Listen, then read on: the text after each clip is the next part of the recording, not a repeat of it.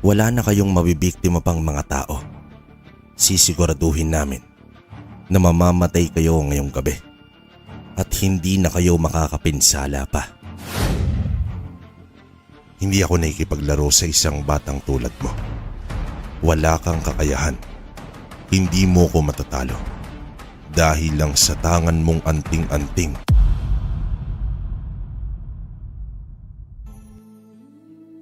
Paano kung ang inyong pamilya na kinalakihan ang siyang magdadala sa iyo sa kapahamakan? Sa batang edad, ano nga ba ang kaya mong gawin? Magandang araw po Sir Ray at sa mga masugid na tagapakinig sa channel na ito.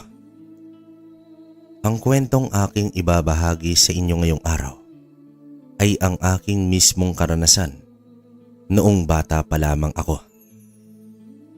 Nangyari ito noong 1979 sa isang bayan ng Negros. Ibabahagi ko muna sa inyo ang lahat mula sa simula para inyong lubos na maintindihan, Sir Ray. Itago nyo na lang ako sa pangalang Daniel. Nasa 58 taong gulang na ako ngayon.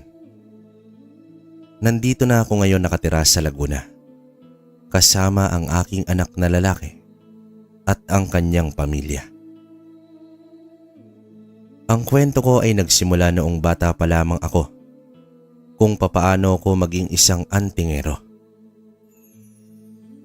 Taong 1979, sa isang liblib na baryo sa isang bayan ng Negros, dito ako nakatira. Sa pagkakaalala ko, ay nasa 13 taong gulang pa lamang ako ng taon na iyan. Halos wala pang muwang sa mundo at walang desisyon sa buhay. Ang sa isip ko pa lamang noon ay ang paglalaro sa ibang kabataan at ang sumunod sa aking mga magulang. 10 kaming magkakapatid, Sir Ray. Sa unang asawa ni nanay, masipag naman po si tatay. Mahal na mahal niya kaming lahat, maging si nanay. Ni hindi namin naranasan noon ang magutuman o kaya ay ang mag-ulam ng asin at toyo. Ayaw kasi ni tatay na maranasan daw namin ang kanyang naranasan noon na ang hapunan ay kanin lamang o kaya ay hindi na kumakain dahil walang makain. Sinisigurado talaga noon ni tatay na may ulam siyang mabibili o kahit gulay man lang para may panghalo kami sa kanin. Masipag kasi si tatay. Lahat ng trabaho ay pinapasukan niya at ginagawa. Kahit na magsasaka siya sa buong maghapon, ay gagawin niya. Kahit maging isa man siyang construction worker sa bayan. Maglako man siya ng mga balot o kaya naman gulay sa aming buong nayon. At hanggang sa bayan ay kakayanin niya ang lahat. Kaya ang ilang pera na naipon ni tatay ay binili niya ng 2 puting kalabaw. Kahit papaano raw ay may puhunan siya sa kanyang pinaghirapan. Isa pa raw ay magagamit namin iyon sa pagtanda namin. Pararamihin lang daw ng pararamihin ang lalaki at babaeng puti na kalabaw. Napakasaya namin noon, Sir Ray. Parang kaigaan lamang ng lahat. Wala na akong ibang iniisip ng panahon na iyon, kundi ay ang maging matatag at malakas. Maging isang normal lamang na bata. Dahil kampante na kami na hindi kami pababayaan ni tatay at maging ni nanay. Ngunit nabahala na ako noon, Sir Ray. At doon, unti-unting nagbago ang lahat sa buhay namin. Madalas kasi noong ubuhin si tatay, minsan ay mahina ang kanyang katawan at nananakit ang kanyang bewang o kaya ay buong katawan. Walang araw na hindi siya humihina ngunit pinipilit niyang magtrabaho dahil nag-aalala siya sa aming lahat. Kahit na hindi niya kaya, ay kinakaya niya. May mailatag lamang sa aming mesa. Hanggang sa dumating na ang araw na kinakatakutan namin si Ray. Bigla na lamang nahimatay si tatay habang naghahain kami ng tanghalian. Bigla na lamang siyang sumuka ng dugo ng mga sandaling iyon.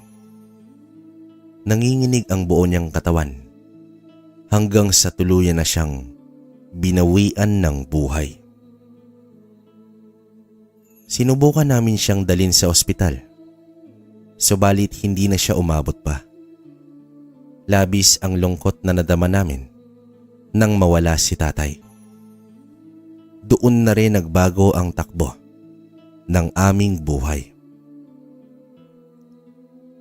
Ibinenta namin ang 2 kalabaw na puti at ang natira na lamang ay ang anak nilang isa. Ibinenta namin iyon para mabayaran ang utang namin sa biniling lupa sa sementeryo sa paglilibingan ni tatay.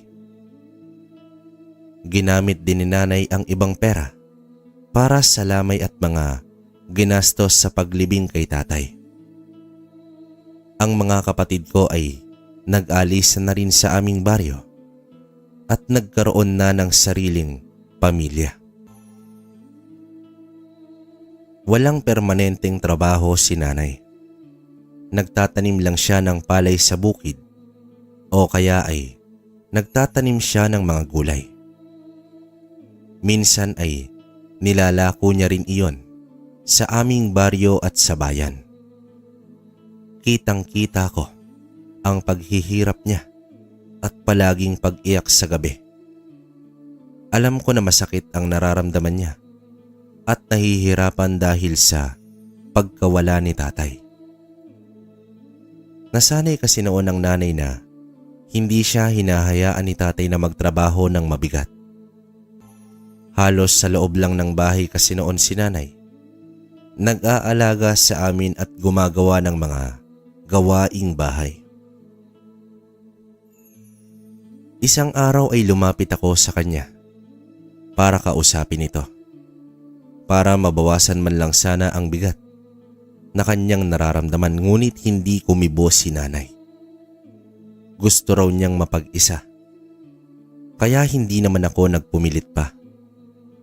Tumungo na lamang ako noon sa aming likuran na bahay kung saan nakatali itong si Puti. Si Puti ang natitira naming kalabaw.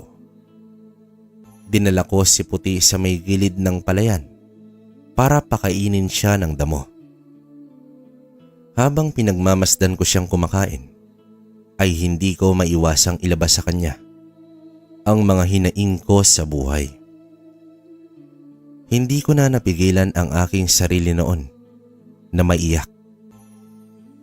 Sa ganung aking kalagayan nang dumaan itong si Mang Muloy, ang magaling na albularyo sa aming nayon.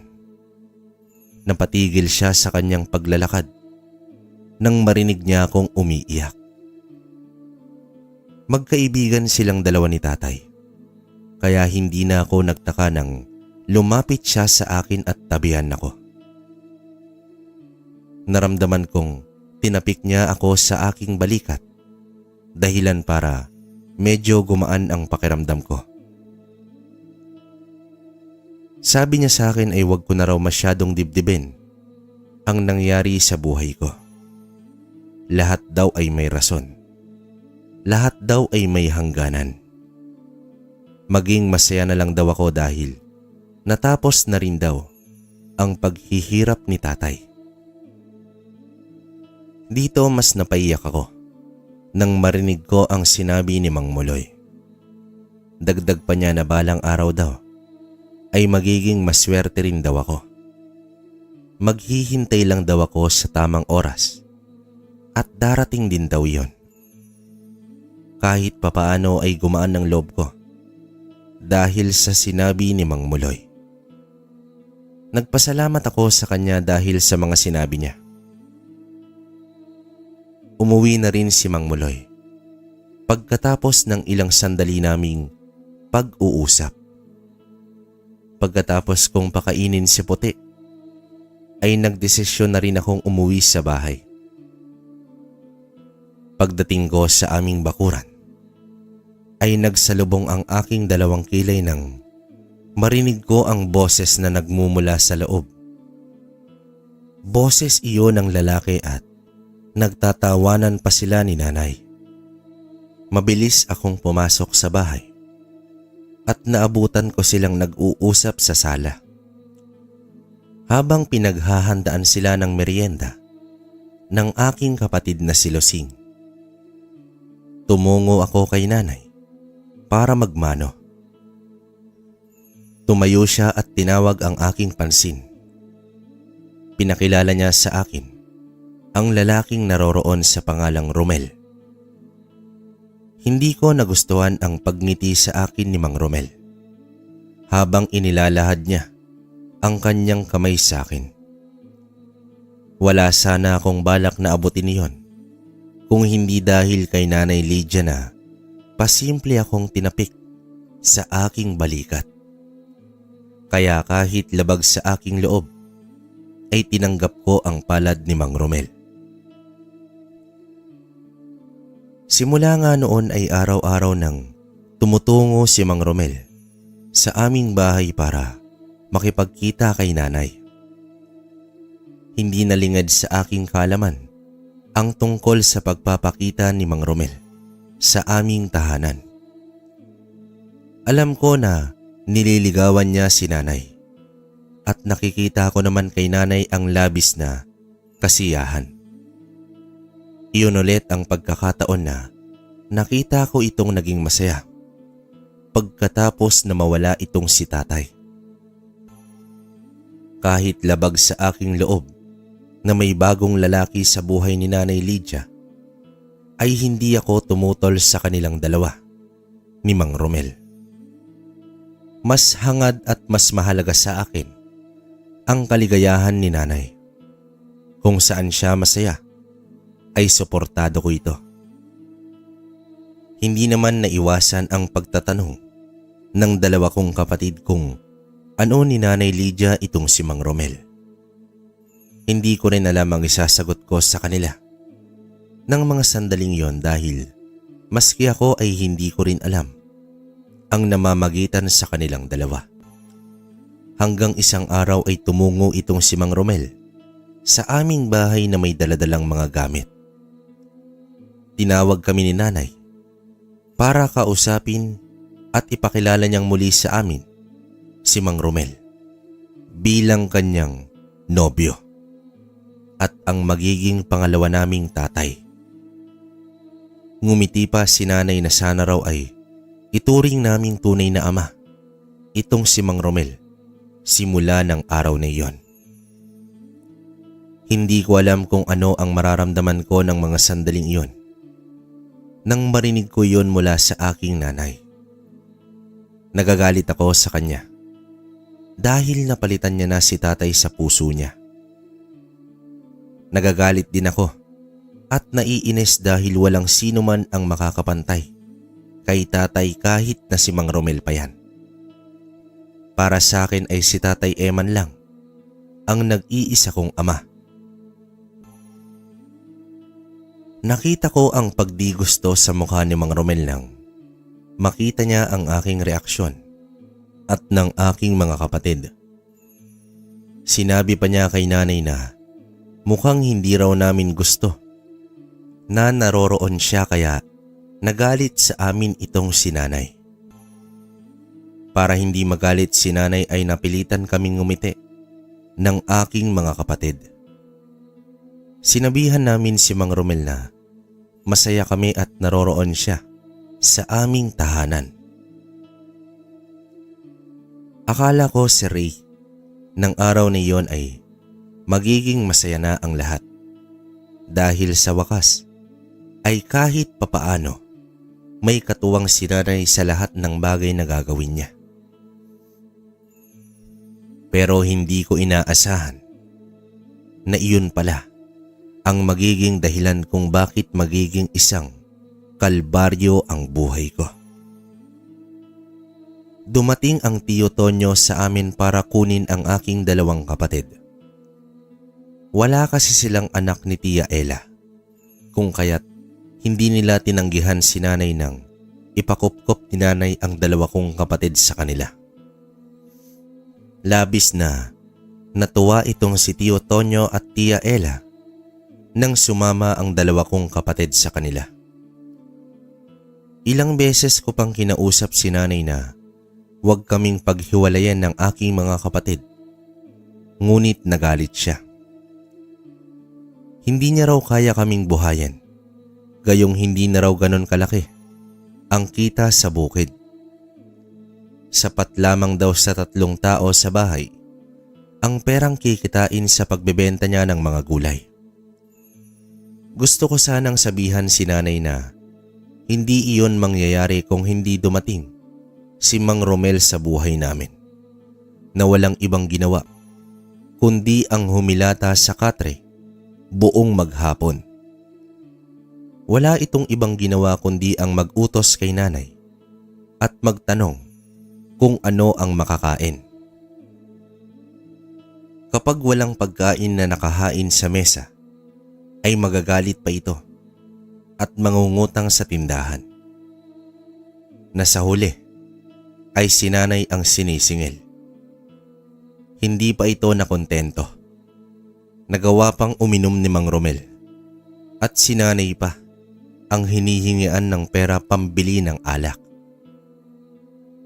Kung hindi siya bibigyan ni nanay ay nagagalit ito at pinagbantaan ang aking ina na maghiwalay na sila. Sa huli, marupok si nanay. Sinusunod niya ang gusto ni Mang Romel at kinalimutan niya na kaming mga anak niya. Nagagalit pa si Mang Romel kung kulang ang perang binibigay ni nanay. Dumating na sa punto na nag-uulam na kami ng asin at toyo o kaya ay walang makain dahil sa hirap ng buhay. Wala ring ibang paraan na maisip si nanay kundi ang matulala na lamang sa aming sitwasyon. Kaya naisip ko rin ang mga sandaling iyon na mas mabuting ang malayo ang mga kapatid ko at sa mga kamay sila nila Tiyo Tonyo at Tia Ella. Mas maaalagaan sila roon at mabibigyan ng magandang buhay. Dinudurog man ang puso ko sa papalayo kong dalawang kapatid kasama ang aking tiya at tiyo. Ay wala na akong nagawa. Abot tanaw ko na lamang silang dalawa at hiniling ko na sana ay maabot nila ang kanilang mga pangarap sa buhay. Nang mawala na sila sa paningin ko ay binalingan ko si nanay na tahimik na umiiyak. Sinamaan ko siya ng tingin at si Mang Romel na wala namang pakialam. Mukhang tuwang-tuwa pa habang nakaakbay kay Nanay Lydia. Umiling ako sa kanilang dalawa at lumabas na ng aming bahay. Tinawag pa ako ni nanay ngunit hindi ko na ito nilingon pa. Tinawag pa niya ako ng ilang beses ngunit hindi ko na siya nilingon pa. Lalo na nang marinig ko ang sinabi ni Mang Romel kay nanay, nahayaan na ako. Tumungo ako kay Puti at hinila ito patungo sa kapatagan para pakainin siya ng mayabong na damo. Tulala ako sa mga sandaling iyon habang iniisip ko ang mga pangyayari. Napatingin ako kay Puti nang maabutan kong nakatingin ito sa akin. Nagsalubong ang dalawang kilay ko habang nagtataka. Lumipas ang mga araw, mas lalong lumala ang sitwasyon. Umabot na sa punto na maging ako ay nagbebenta ng gulay sa aming bayan para lamang makatulong kay nanay. Sa mura kong edad, ay namulat na ako sa realidad para lamang may pera na kikitain sa araw-araw.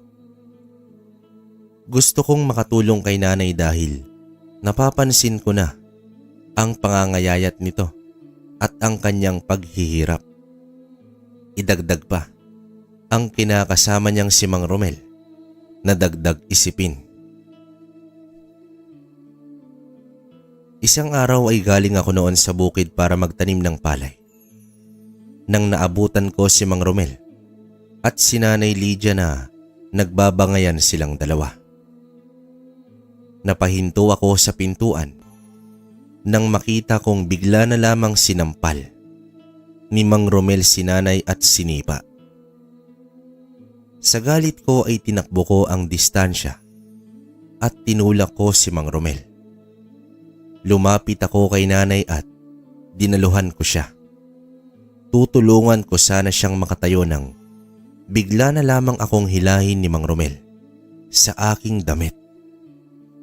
Bigla na lang niya akong binalibag sa dingding.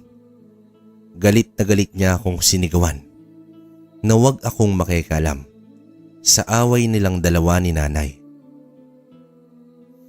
Tumayo naman si Nanay mula sa pagkakasalampak sa lupa at lumapit ito kay Mang Romel. Malakas niyang sinampal si Mang Romel sa pisngi at sinigawan niya itong huwag akong sasampalin at sasaktan dahil wala itong karapatan na gawin iyon sa akin. Galit na galit si Mang Romel nang marinig niya ang sinabi ni Nanay. Sinampal niyang muli si Nanay at sinabihan ang aking ina na maghiwalay na sila at bahala na raw kami sa buhay. Hindi natinag si Nanay sa sinabing iyon ni Mang Romel. Nakatayo si Nanay sa aking harapan at para bang pinoprotektahan niya ako laban kay Mang Romel. Pagkatapos nun ay sinabihan niya ang lalaki na umalis na ito at hindi niya ito kailangan. Galit na galit si Mang Romel nang marinig ang sinabi ni Nanay Lydia. Padabog niyang kinuha ang kanyang mga gamit sa kanilang silid at mabilis niyang nilisan ang aming tahanan. Ilang sandali ang lumipas ay bumaling sa akin si Nanay at tinanong niya ako kung ayos lang ba. Iyak ito ng iyak nang yakapin niya ako at ilang beses itong humingi sa akin ng tawad. Niyakap ko si Nanay ng mga sandaling yon at nagpasalamat ako sa pagtatanggol niya sa akin. Masayang masaya kami ni Nanay nang gamutin niya ang mga pasana na tamuko mula kay Mang Romel. At ganoon din ang ginawa ko sa kanya. Napag-usapan namin ni Nanay ng mga sandaling yon na gagawin namin ang lahat para makaahon kami mula sa kahirapan. Pagsusumikapan daw ni Nanay na bawiin niya raw ang aking mga kapatid, kina Tio Tonyo. Iyon ang pangako sa akin ni Nanay na siyang pinanghawakan ko ng araw na yon. Kinagabihan, habang nagliligpit kami ng aming pinagkainan ay nabigla na lamang kami ni Nanay sa malakas na katok mula sa labas. Hinahampas ng kung sino ang pintuan namin. Makaraan ng ilang sandali ay narinig namin ang galit na boses ni Mang Romel. Nagkatinginan kami ni Nanay.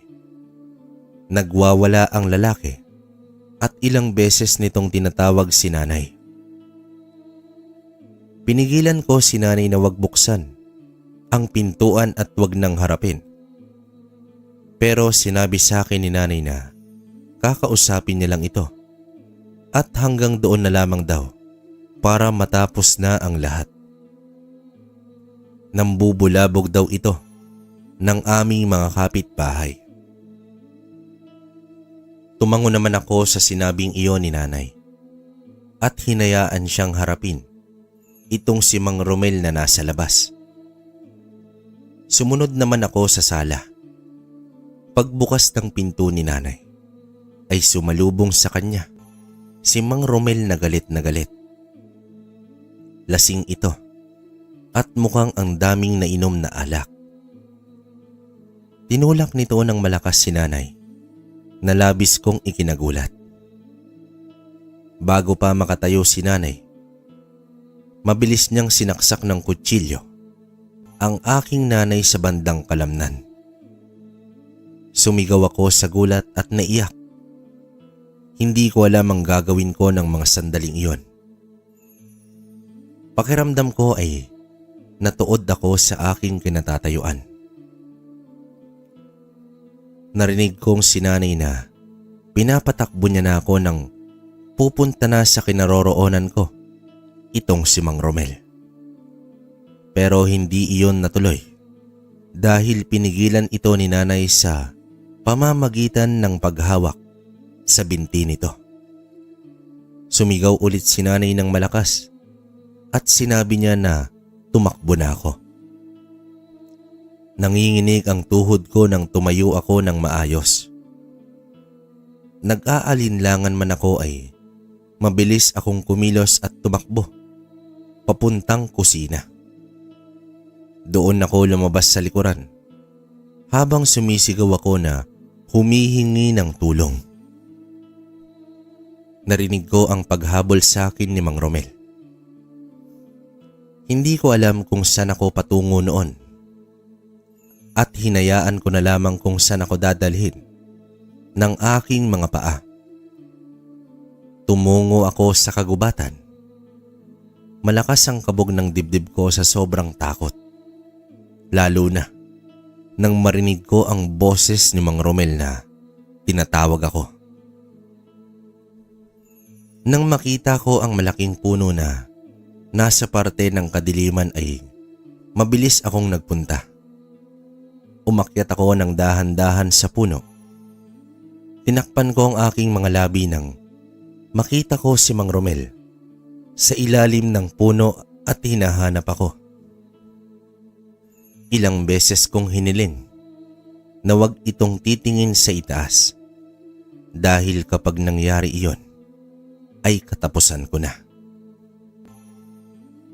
Natawag ko na ang lahat ng santo at ilang panalangin na ang aking dinasal. Pero tumingala si Mang Romel habang hawak-hawak niya ang kutsilyo na may bahid ng dugo ni nanay. Ngumisi ito nang makita niya ako na nasa itaas ng puno. "Bumaba ka na riyan, Daniel. Harapin mo ko." Tawag niya sa akin na may mapaglarong ngiti sa kanyang mga labi. Umiling ako ng ilang beses. Hindi ko siya sinunod. Galit na siyang sumisigaw. Akma na sana siyang aakyat ng puno kung saan ako nang bigla na lamang may mabilis na aswang na napakabangis, malakas at mabilis kumilos. Tumayo ito sa harapan ni Mang Romel na noon ay gulat na gulat rin. Pinakatitigan ko ang aswang na nasa anyong maskuladong lalaki ito. Napakaitim ng kanyang balat at mabalahibo ang matipunong katawan. Ngunit napakaputi ng buhok nito. Nakakatakot ang kanyang itsura. Mahaba ang pangil at nanlilisik ang mga mata. Pulang-pula ito habang naglalaway. Sinakal nito si Mang Romel na noon ay hindi na nakakilos sa gulat. Ganon na lamang ang pagsinghap ko nang bigla nitong butasin ang tiyan ng lalaki at kinuha ang kanyang laman loob. Walang pag-aalinlangan niyang kinain iyon. Nangisay itong si Mang Romel habang nakadilat ang kanyang mga mata hanggang sa unti-unti itong binawian ng hininga. Halos hindi ako nakagalaw sa aking inuupuan. Pinigilan ko ang aking paghinga habang pinanonood ang aswang na kinakain itong si Mang Romel. Gusto ko na lang umiyak ng mga sandaling iyon dahil baka ako na ang isunod ng aswang. Napatigil ang aswang ng pagkain sa lamang loob ni Mang Romel nang makarinig ito ng mga yabag mula sa unahan. Tiningnan ko ang pinagmula ng mga yabag at ganun na lamang ang gulat ko nang makita ko itong si Mang Muloy. May hawak-hawak na tabak itong si Mang Muloy habang nakatitig ito sa aswang. Magkaharap silang dalawa. Narinig ko na tumawa ang aswang nang sabihan siya ni Mang Muloy na itigil ang ginagawa nitong pagpatay sa mga tao. Ininsulto pa nito ang pagiging albularyo ni Mang Muloy. Tumawa lang din si Mang Muloy sa aswang na ikinagalit nito. Sinabihan nito si Mang Muloy na nakakaistorbo ito sa pagkain niya. Mabilis nitong sinugod si Mang Muloy at malakas itong sinipa ang matanda sa tiyan. Dahilan para tumilapon sa hindi kalayuan si Mang Muloy. Ngunit agad na nakatayo ang matanda at para bang wala lamang iyon sa kanya. Inis na inis ang aswang nang sumugod itong muli kay Mang Muloy. Noon ay itinaas ni Mang Muloy ang kanyang dalawang kamay sa ere at matalim na tinitigan ang aswang. Bigla niyang sinakal ang aswang nang makalapit ito sa kanya. Tinitigan niya ang aswang sa mga mata nito na para bang kinakausap niya ito sa pamamagitan ng matalim na paningin. Lumipas ang ilang sandali ay kumalma ang aswang at parang wala ito sa kanyang sarili. Binitawan ito ni Mang Muloy at sa laking gulat ko nang bigla na lang umalis ang aswang na parang walang nangyari. Tumungo si Mang Muloy sa katawan ni Mang Romel na noon ay wala ng buhay. Tiningnan niya ito at saka siya umiling-iling. Hindi pa ako nakakagalaw sa aking kinalalagyan nang tumingala siya sa aking pinagtataguan. Tinawag niya ako at sinabihan na bumaba na mula roon. Ngunit hindi ko makayanan ang pagbaba ko dahil sa panginginig ng aking mga tuhod. Si Mang Muloy na ang mismong tumungo sa akin at inabot niya ang kanyang kamay sa akin. Nang mahawakan ko siya, ay mabilis niya akong kinarga para ibaba sa puno. Tinanong ako ni Mang Muloy ng ilang beses kung kumusta ang pakiramdam ko at sinabi ko naman sa kanya na ayos lang ako. Sinabi ko rin sa kanya ang ginawa ni Mang Romel sa aming ina na siyang labis na ikinagulat niya. Mabilis niya akong hinila at sabay kaming dalawa na tumungo sa aming bahay. Pagdating namin doon ay naabutan namin si nanay na wala ng buhay. Napadasak ng wala sa oras itong si Mang Muloy at humingi ng tulong sa aming mga kapitbahay. Noon ay iniwan ako ni Mang Muloy sa aming kapitbahay na si Aling Iska para lamang makahingi siya ng tulong sa aming kapitan. Makaraan ng halos kalahating oras ay dumating ang aming kapitan kasama ang ilang mga tanod. Kinarga nila si nanay sa duyan at mabilis na itong pinagtulungan na isakay ng tricycle. Si Mang Muloy ang sumama sa kanila at iniwan niya ako kay Aling Iska. Sinabi nito na mas nakakabuti raw na doon daw muna ako habang hindi pa maayos ang lahat. Siya na raw ang bahala kay Nanay Lydia at kay Mang Romel.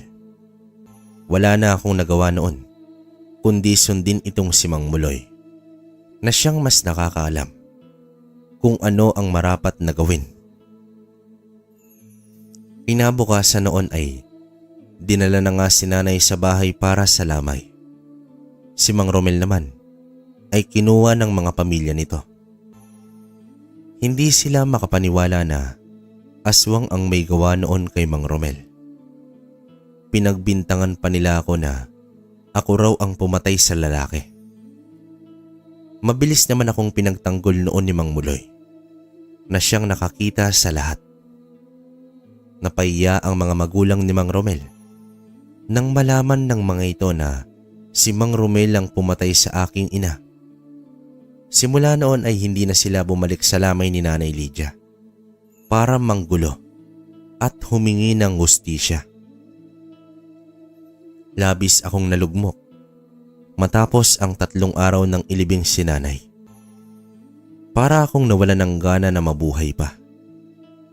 Gusto kong kunin nila Tio Tonyo, ngunit hindi ako sumama sa kanila. Naisip ko kasi noon na baka mas maging pabigat pa ako sa kanila, lalo pat naroroon na sa kanila ang aking 2 kapatid. Hindi naman sila nagpumilit sa akin at nirespeto nila ang aming desisyon sa murang edad. Sumama ako kay Mang Muloy at siya na ang kumupkop sa akin. Sinama ko ang aking kalabaw na si Puti na noon ay siya na lamang ang natitira sa akin. Naging maayos naman ang aking pamumuhay kay Mang Muloy. Palagi akong nanonood sa kanya sa tuwing siya ay may ginagamot. Kinaugalian ko ring basahin ang libro ng karunungan na pinakatatago niya. Simula noon ay nagka-interes ako sa kanyang ginagawa. Gusto ko na ring maging isang albularyo niya.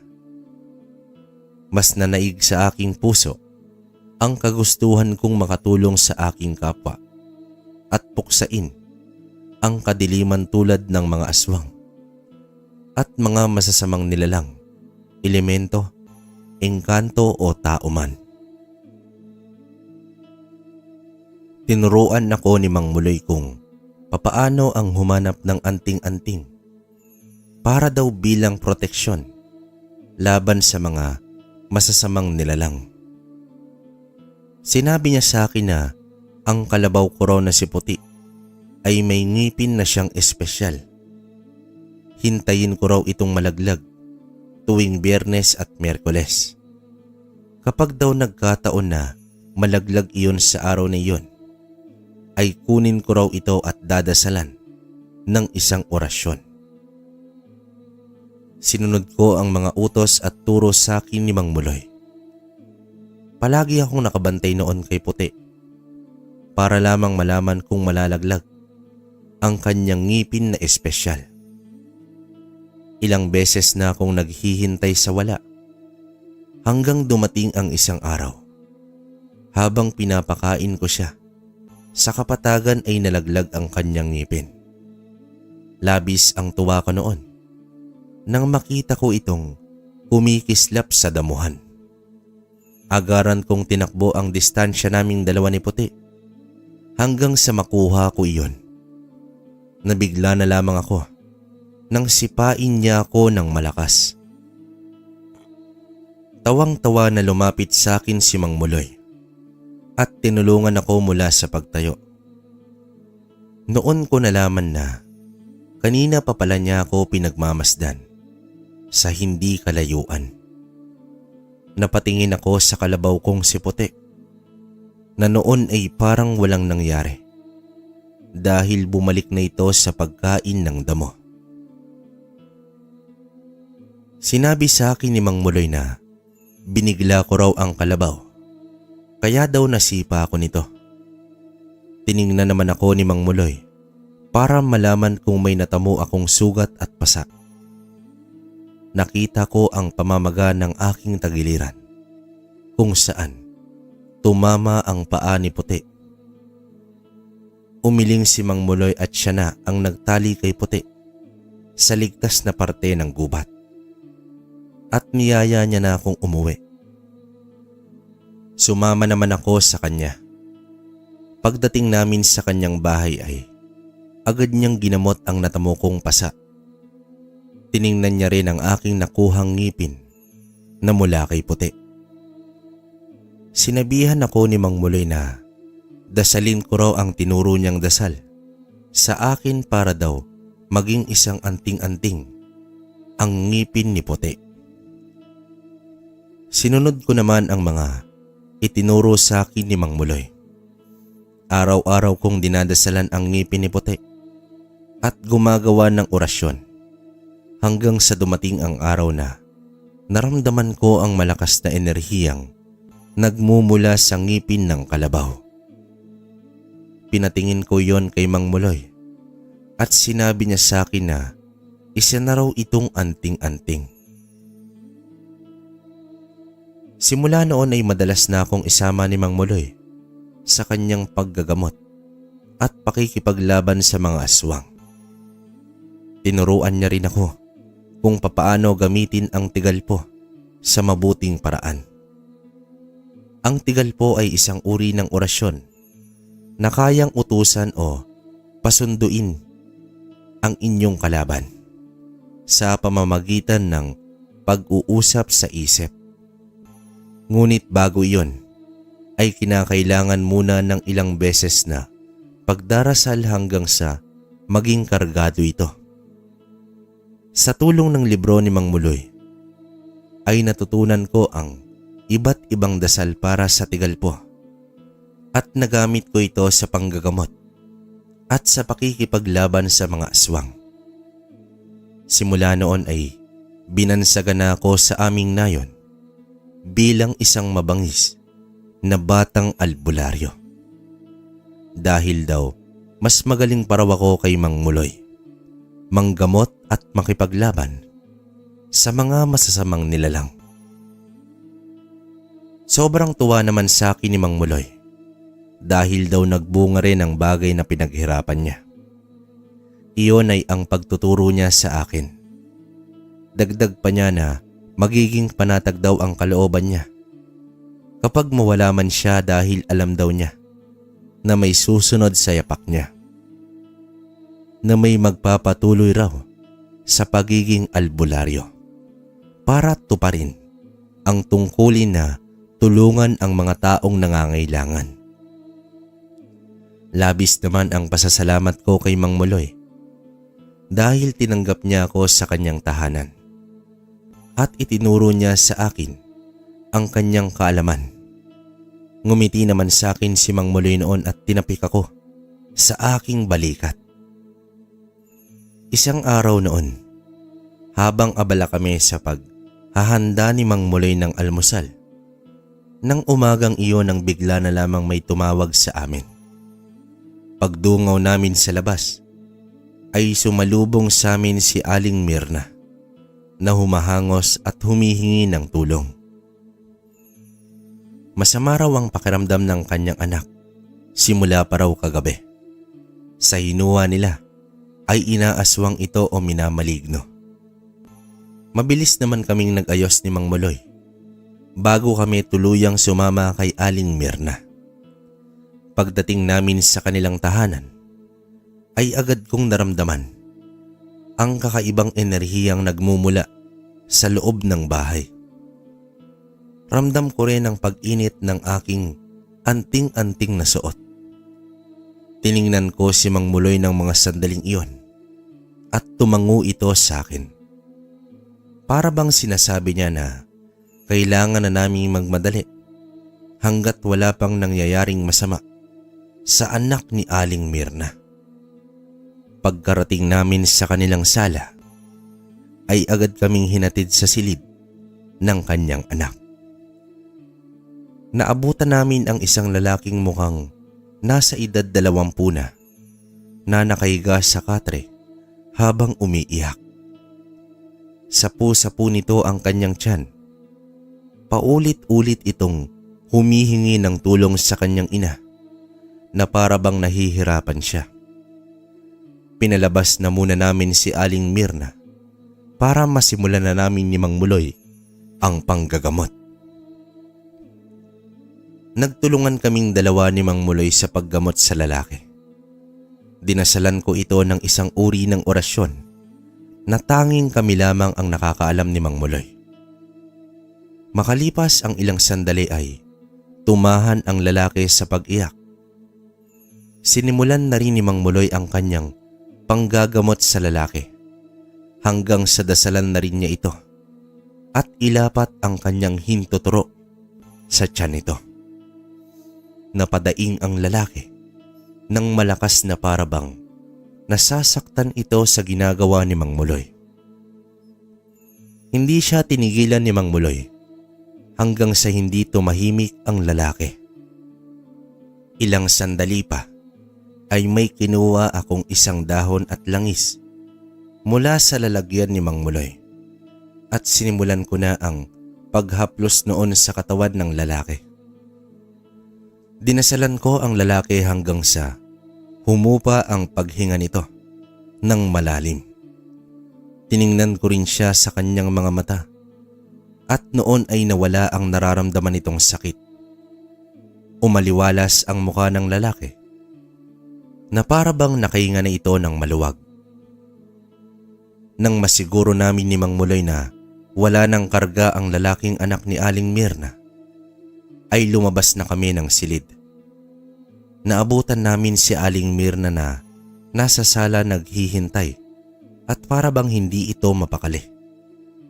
Sinabihan siya ni Mang Muloy na ang mga dapat gawin para hindi na bumalik pa ang karamdamang pinapadanas sa anak ni Aling Mirna.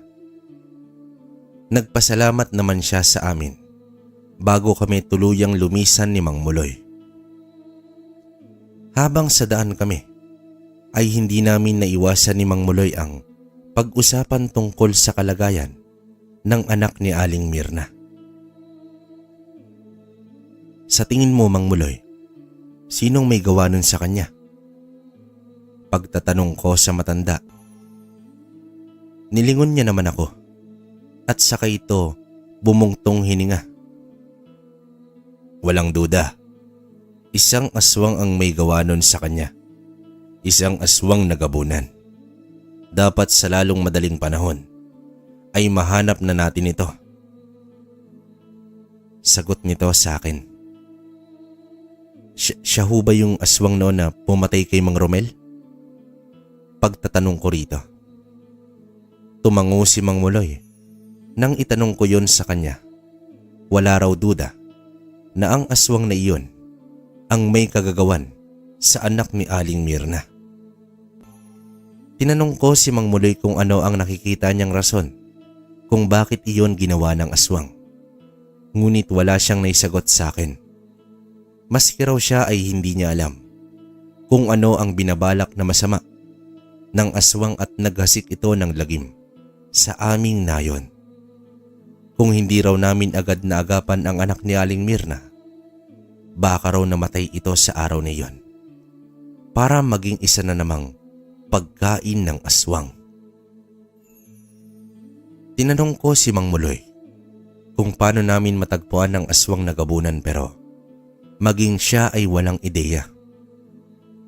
Iyon daw ang una at huling kita niya sa aswang nagabunan noong gabi na namatay itong si Mang Romel at nakita niya ako sa ibabaw ng puno. Nag-isip pa kaming dalawa ni Mang Muloy ng posibleng pagtaguan ng aswang at kung saan namin ito hahanapin para hindi na ito makapaghasik ng lagim sa aming nayon. Ngunit wala kaming ibang maisip kundi sa malayong lugar o gubat. Sumunod na araw ay ang anak naman ni Aling Oray ang aming ginamot. Pare-pareho rin iyon sa ginamot namin na anak ni Aling Mirna. Pareho itong inaaswang at kung hindi pa naagapan ay baka isa na rin ito na aswang nagabunan. Nang matapos naming gamutin ang anak ni Aling Oray, ay nagtungo kami sa kabahayan para pagsabihan ang mga tao na mag-ingat. Pinagsabihan namin sila na maglagay ng proteksyon sa kanilang tahanan tulad ng buntot ng pagi o kaya ay dahon ng gabi kung saan takot ang mga aswang dito Ang iba ay sumunod sa amin at ang iba naman ay hindi dahil hindi sila naniniwala. Hindi naman kami pumilit ni Mang Muloy na maniwala sa amin ang aming mga kanayon dahil may respeto pa naman kami para sa kanila.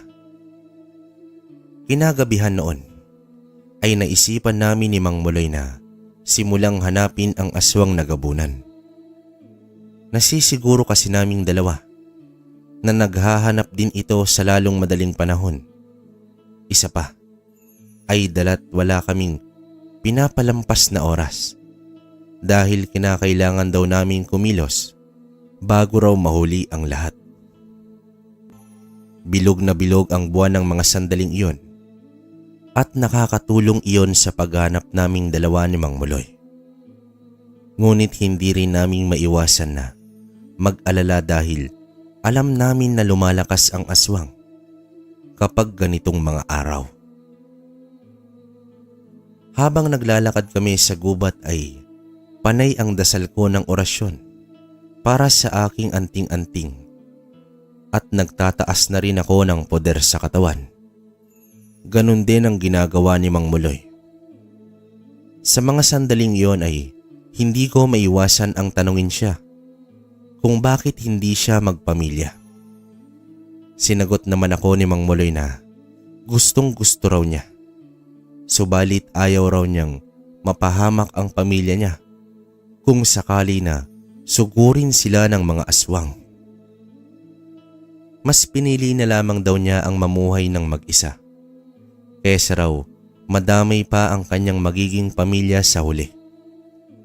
Nauunawaan ko ang rason ni Mang Muloy kung kaya't tumango na lamang ako sa kanyang sinabi na iyon. Sinabi ko sa kanya na kahit mag-isa ay naroon naman ako palagi para sa kanya. Nagpasalamat naman sa akin si Mang Muloy. Nagpatuloy kaming dalawa sa paghahanap sa aswang. Nagabunan hanggang sa bigla na lamang kaming nakarinig ng sigaw ng isang babae sa hindi kalayuan. Nagkatinginan kaming dalawa at mabilis kaming tumakbo ni Mang Muloy patungo sa pinanggagalingan ng sigaw na iyon. Mabilis ang takbo namin na para bang doon nakasalalay ang kaligtasan ng babae na mukhang nasa kapahamakan. Nilingan namin ang paligid at mas tinaasan pa ang pandinig namin hanggang sa matagpuan namin ang pinanggagalingan ng sigaw. Isang tahanan sa kabilang baryo kami napadpad. Naabutan namin ang aswang na gabunan. Pilit na hinahabol ang isang babae na nanginginig na sa takot. Tinawag ni Mang Muloy ang aswang para matigil ito sa pagtangkang sunggaban ang babae. Lumingon ito sa amin at ngumisi ito nang makita niya kaming dalawa ni Mang Muloy. Binitawan nito ang babae. Agad na sumugod sa amin ang aswang. Nagalit na galit. "Huwag kayong mangialam sa akin," sigaw nito. Inuwa ko ang pagkakataon na sumugod siya sa aming kinatatayuan at saka naman ako tumakbo patungo sa babae upang tulungan itong makatayo. Nang makatayo na ito, ay agad ko siyang pinapasok sa loob ng bahay. Sinabihan ko pa itong isara lahat ng pinto at bintana para hindi makapasok ang masamang aswang. Ramdam ko pa rin ang panginginig ng babae nang tuluyan na nitong isinara ang pinto. Ako naman ay bumaling kay Mang Muloy at sa aswang na noon ay nagpapangbuno na. Akma ko na sanang tutulungan si Mang Muloy nang may bigla na lamang humila sa aking damit at binalibag ako sa lupa. Noon ko napansin ang isa pang aswang na gabunan. Hindi lamang pala nag-iisa ang aswang, kundi dalawa sila. Ngumiti ito sa akin na parabang nakakita ito ng isang pagkain ng gabing iyon. Unti-unti siyang lumapit sa akin.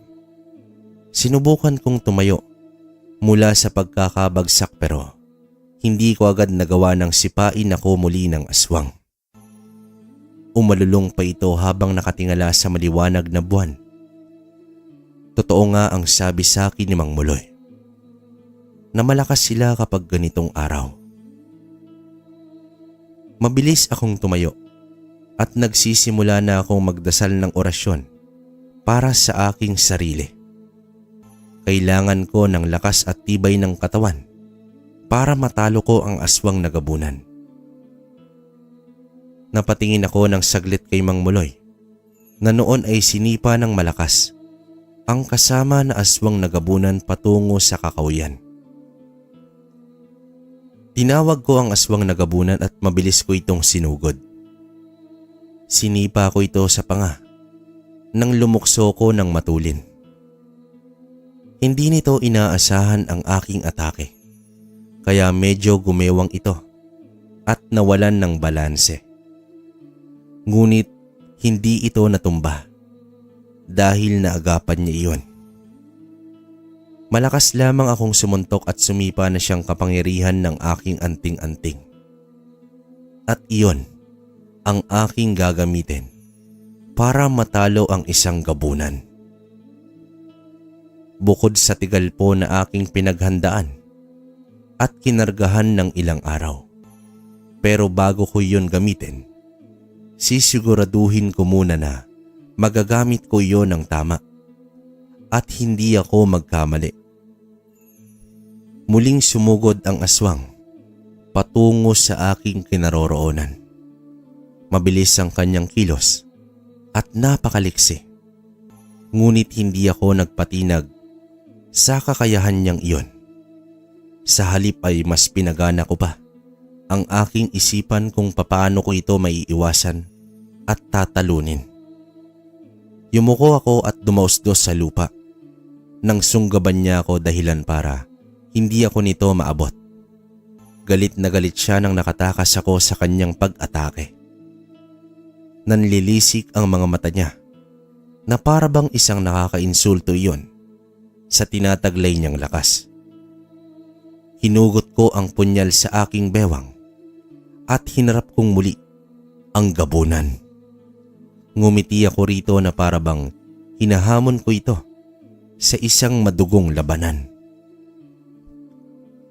Muli siyang sumugod at sa pagkakataong iyon ay sinigurado niyang matatamaan ako. Naabot niya ako ng kanyang mahabang kuko sa aking braso ngunit hindi nasugatan ang aking balat dahil sa kapangyarihan ng ngipin ng kalabaw. Mas lalo lamang itong nagalit dahil doon. Ako naman ang sunod na umatake sa kanya. Sa mabilis kong kilos ay sinugatan ko siya sa kanyang tagiliran ng aking punyal na hawak. Hindi pa ako nakontento at sinaksak ko pa siya sa kanyang magkabila ang binti. Iyon ang dahilan kung bakit siya napasigaw ng malakas. Pero ganoon na lamang ang gulat ko nang tumawa ito ng malakas na parabang isang nakakatawa ang mga binitawan ko. Umiling ito at tinitigan ako sa aking mga mata. Iyon na sana ang pagkakataon ko para gamitin ang tigal po nang agad siyang umiwas ng tingin sa akin. Hindi ako nakikipaglaro sa isang batang tulad mo. Wala kang kakayahan. Hindi mo ako matatalo dahil sa tangan mo. Ngumiti ako sa kanya nang marinig ko ang mga salitang iyon. Mas nagalit siya sa ginawa ko. Muli niya akong sinugod. Hinintay ko siya at hindi ako kumilos. Balak ko na noon na gamitin ang tigal po para tuluyan ko siyang matalo. Bumulong ako sa hangin. Isang uri ng tigal po na pagpapalipad sa hangin ang aking ginamit. Umusal ako ng orasyon. Hindi ako tumigil hanggang hindi iyon gumagana sa aswang na papalapit sa akin. Sa isang iglap, ay bigla na lamang bumagal ang takbo ng aswang. Napahawak siya sa kanyang tiyan hanggang sa bigla itong natumba sa kanyang kinatatayuan. Ngumisi ako nang malaman na gumana na ang tigalpo. Kinakailangan ko na ring magmadali noon bago pa mawala ang bisa dahil isang malakas na tigalpo ang aking ginamit. Lumapit ako patungo sa aswang at saka ko ito sinakyan sa kanyang dibdib. Puno ng takot ang kanyang mga mapupulang mga mata na nakatitig sa akin. Hinawakan ko siya sa kanyang noo at muli kong sinalubong ang mapupulan niyang mga mata. Itinaas ko ang aking punyal at walang pagdadalawang isip na itinarak ko yon sa kanyang dibdib. Nangisay ang aswang. Pinilit niyang manlaban para makawala mula sa akin pero hindi ko yon hinayaan na mangyari. Mas ibinaon ko pa sa kanyang dibdib ang punyal hanggang sa tuluyan na siyang binawian ng hininga. Hinukot ko ang punyal at binalingan ko si Mang Muloy. Nakadagan na rin siya sa aswang. Hindi ko alam kung nagamitan niya na ng orasyon ang aswang dahil sa mga sandaling iyon ay nanlalaban pa rin ang nilalang sa kanya. Tinakbo ko ang kinaroroonan nilang dalawa at tinulungan ko siyang pigilan ang aswang sa panlalaban nito. "Gawin mo na, Mang Muloy." Sigaw ko sa kanya na ang tinutukoy ko ang isang malakas na tigalpo. Ngumisi at umiling itong si Mang Muloy na ang ibig sabihin ay nagamit na nito kanina pa at mukhang hindi tinablan ang aswang. Sinuntok niya ng malakas sa mukha ang aswang dahilan para mahilo ito pansamantala. Iyon ang pagkakataon ni Mang Muloy para hugutin ang tabak sa kanyang bewang at kilitan ng leeg, ang gabunan. Isang malakas na ungol nito ang pinakawalan hanggang sa bawian ito ng buhay. Hingal na hingal kaming dalawa ni Mang Muloy na nakaupo sa damuhan habang nakatitig sa dalawang katawan ng aswang na gabunan na noon ay parang unti-unting napapalitan ng anyo. Nagiging isang balat na lamang sila ng isang niyog na natuyo. Nagpasalamat ako dahil natalo namin ang dalawang aswang na gabunan. Hindi ako makapaniwala sa nagawa namin ang bagay na iyon at lalong-lalo na nagamit na rin ang aking anting-anting na ngipin ng kalabaw laban sa isang malakas na gabunan. Napahawak ako sa kanya at napahinga ng maluwag. Nag-usal ako ng pasasalamat para sa Diyos dahil hindi niya kami hinayaan na matalo ng aswang at nagtagumpay ang kabutihan laban sa kasamaan. Tumayo na rin ako noon at saka ko tinulungang makatayo itong si Mang Muloy. Niyaya niya akong kamustahin ang may-ari ng bahay at baka may napinsala ang aswang sa mga taong nasa loob nito. Nang kumato kami ng ilang beses ay agad din naman kaming pinagbuksan ng babae. Nang tingnan namin siya at ang kanyang asawa at mga anak ay naging panatag ang loob namin ni Mang Muloy dahil wala namang pinaslang o iniwang pinsala ang dalawang aswang na gabunan. Pagkatapos naming magpahinga ng saglit ay nagdesisyon na rin kaming umuwi na sa amin. Pagdating namin sa bahay ay nagdasal muna kaming dalawa ni Mang Muloy na siya naming kinawalian kapag galing kami sa isang labanan o paggagamot. Sa mga lumipas na oras ay wala na kaming nabalitaan na nagkakasakit dahil sa aswang. Iyon ay dahil napatay na namin ang dalawang gabunan na siya namang ikinatuwa naming dalawa. Ngunit hindi naman kami naging panatag dahil alam namin na kahit anong oras ay may masama na namang nilalang ang mapupunta sa aming nayon. Mas naging magaling akong albularyo sa batang edad. Ipinasa na sa akin ni Mang Muloy ng tuluyan ang kanyang tungkulin dahil sa kanyang katandaan. Isa pa ay gusto na rin daw niyang magpahinga. Kaya't naroroon lamang siya at nagbabantay sa akin at gumagabay na may oras akong ginagamot. Pero kapag kumakalaban ng aswang, ay ako nang mag-isa para na rin maprotektahan ko ito. Ayaw ko rin siyang madamay at balikan ng aswang na makakalaban ko. Sa buong pagkabinata ko ay wala akong ibang ginawa, kundi to pa rin ang buong puso ang aking tungkulin sa Ray. Sumagi rin sa isip ko noon na wag na rin akong magpamilya katulad ni Mang Muloy upang hindi rin sila mapahamak kung sakali. Ngunit kinausap ako ni Mang Muloy tungkol sa bagay na iyon. Wag daw akong gumaya sa kanya dahil malungkot ang mag-isa. Iyon daw ang bagay na pinagsisisihan niya sa tanang buhay niya.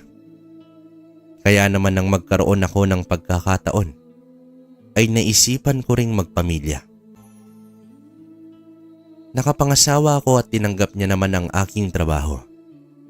Simula noon ay naging maingat na ako pagdating sa aking asawa at mga anak.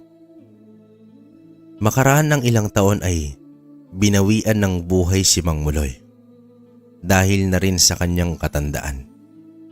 Pero nagpapasalamat ako dahil kahit papaano ay naabutan na ang aking mga anak na itinuturing din siyang lolo. Hanggang ngayon si Ray ay baon na baon ko pa rin ang mga pangaral ni Mang Muloy at tumutulong pa rin ako sa mga taong nangangailangan ng tulong. Ngunit bago na ngayon at iilan na lamang ang naniniwala sa mga albularyo at antingero. Marahil ay lumilipas na rin ang panahon at nawawala na ang paniniwala ng mga tao dahil sa modernong panahon natin. Hindi rin sila naniniwala sa mga aswang at itinuturing na lamang nila itong mga haka-haka. At maging sa isang katulad kong albularyo, ay itinuturing lamang nila akong isang wad o kaya ay manloloko. Masakit iyon para sa akin pero wala na rin akong magagawa pa. Ganun pa man, nagpapatuloy pa rin ako sa aking tungkulin dahil ito ang aking sinumpaan at pinangako. Iyon ang mas mahalaga sa akin, ang makatulong sa aking kapwa at maibigay sa kanila ang aking serbisyo kahit na iilan lamang sila. Nagpapasalamat pa rin ako at may iilan pa ring naniniwala sa akin at lumalapit kapag nangangailangan sila ng tulong. Hanggang dito na lamang ang kwento ko, Sir Ray. Nawa ay nagbigay ito ng aliw sa inyong mga masugid na tagapakinig sa inyong channel.